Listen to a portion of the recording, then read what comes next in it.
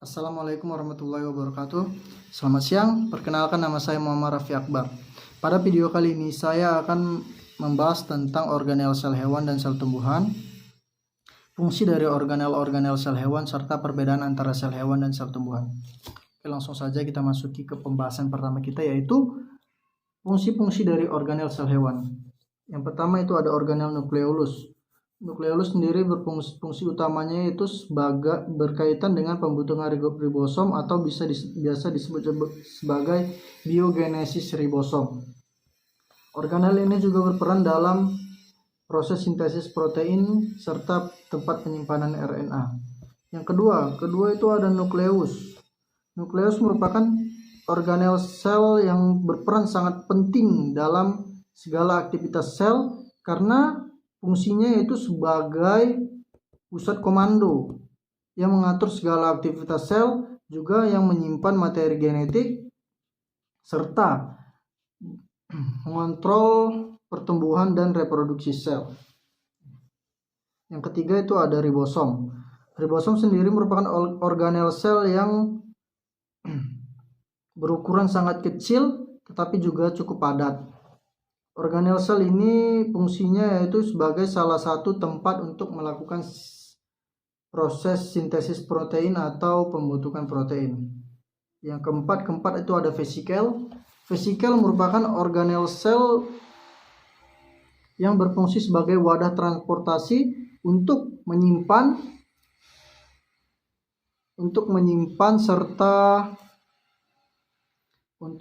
dan mengangkut zat antar organel dalam sel menuju ke membran sel.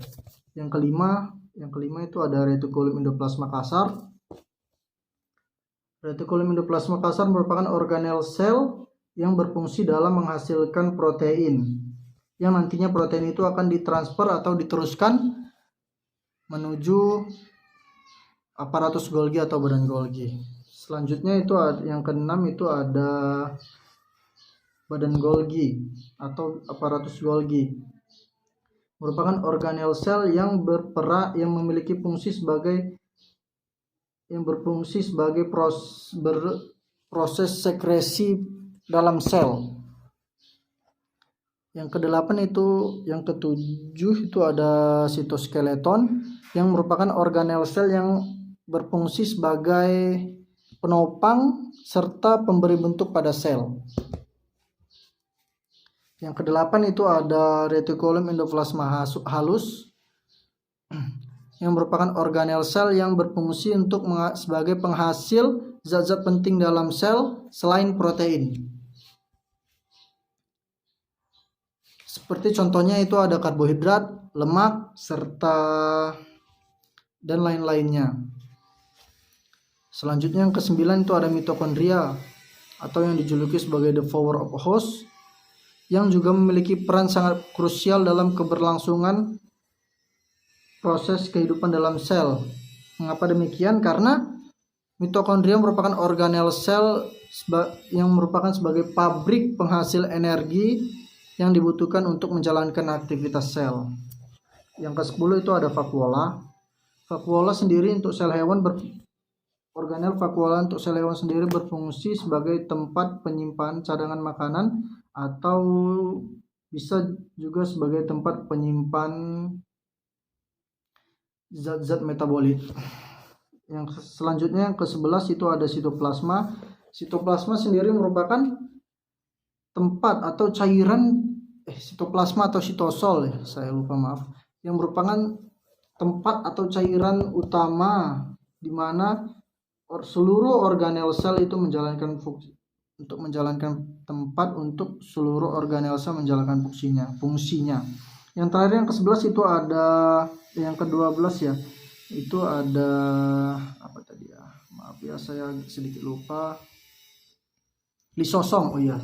Lisosom sendiri merupakan organel sel yang berfungsi untuk menghancurkan organel sel lainnya yang sudah tidak berfungsi sesuai fungsinya.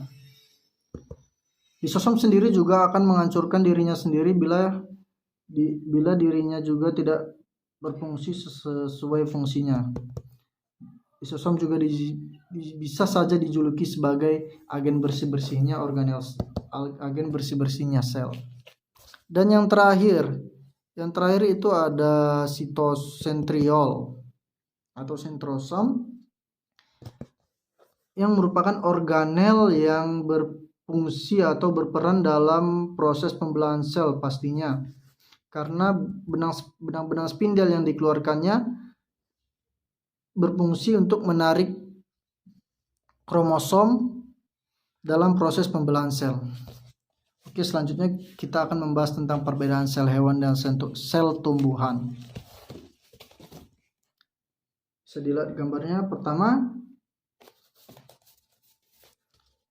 perbedaan yang cukup terlihat di sini ialah untuk sel tumbuhan sendiri, dia memiliki dinding sel seperti yang terlihat, yang membuat sifat dari sel tumbuhan sendiri itu bersifat sedikit kaku.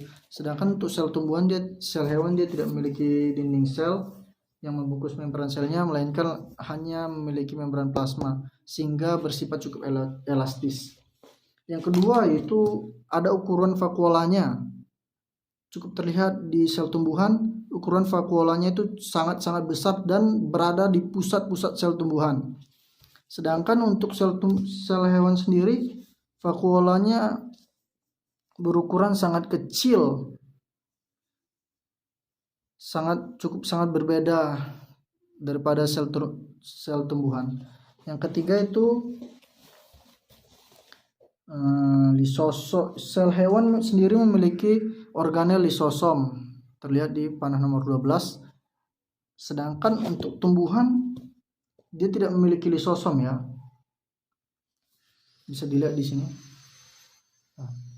Selanjutnya yang keempat itu ada kloroflas. Keempat atau kelima saya bingung.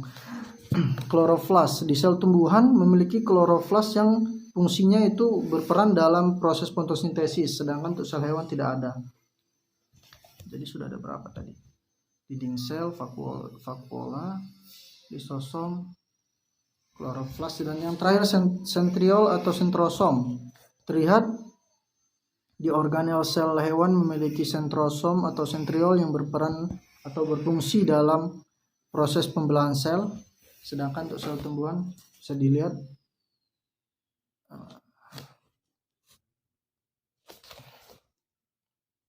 tidak memiliki sentrosom. Oke.